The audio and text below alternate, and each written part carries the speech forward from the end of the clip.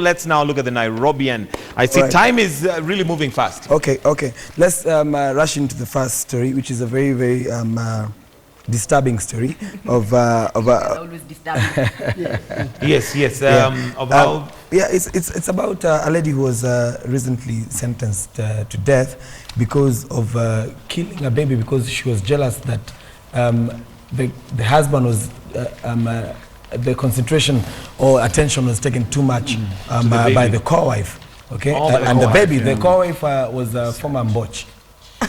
Goodness. Okay, and no, unfortunately, the kid was stabbed 10 times, and she had planned for this, and you know, a lot of confession came into the court before she was sentenced to that, and the splash here is how I killed baby to win husband's love, and she it's comes, sad. It's sad because I think it was just yesterday or the day before.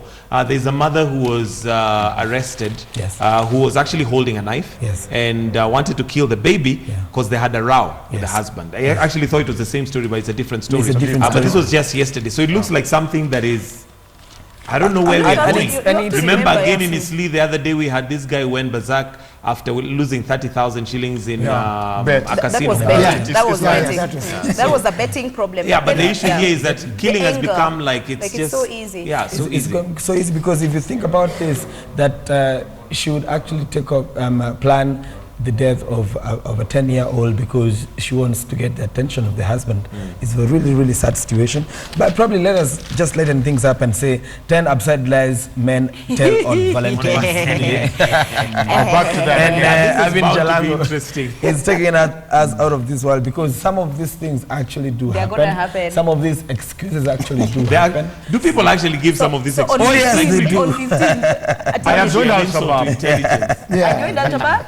You know, Number two, if anyone would ever tell you I've joined Al-Shabaab, whether it's Valentine's Day or any other day, you'll take off. You better run. Dalina was kidnapped. Then there's reason for I was kidnapped, and I know of a story where just bad talk, and when we sit down with people, someone says that, you know, rather than being busted by the wife with the Mpangwa Kando, he'd rather go to the police station and fake an arrest. Say, please nishikeni, nishik, na mupigie bibi yangu saa 3, mwambie huyu ametusumbua sana, kuja mutoe. You know, it's pretty interesting because actually, when you were talking about what was trending, it was actually trending that somebody did an ad and said that tunaweza kukushika for, you know, how to escape. Oh, yes. How you can escape, kukushika for a charge, or we can be able to say that you lost a dear one or something, or you have work or things like that. Just crazy. There's a story of a guy whose car was found at the Mpangwa Kandos, and he just went to the police station,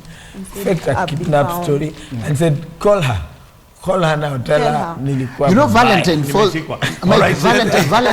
on a Sunday. Page 3, and I like the whole Valentine thing, but I like page 3 more because this was brought to my attention by one Ken Kaburu, our illustrator, a very great guy, and in a way he found a lot of humor into this story, and I think he made it go all over. It's beautiful. And is this so Wakorino girls? You actually had it. Yes. I saw it. There were some sexy Akorino girls. You know, the ones tying with the white turban and long and everything. And people I'm sure the producer has that too.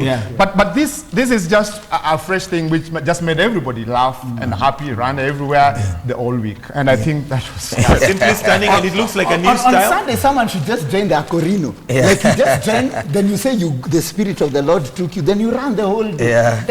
Then you run away from all your... Well, it is good to see that despite the fact that they were thought to be very Shags Modo and all that, it has become trendy. It's cool now. And talking about Shags Mondo, let's rush to Capital Feature on page 28 when we're talking about when the Shags girl comes to Nairobi. The very, very, very most dangerous thing, because a lot of women on Facebook, Kilimani moms, are looking for husbands on Facebook, and people are ignoring because men have decided to go back to the village to get that Shags Mondo girl, right? Go to the village.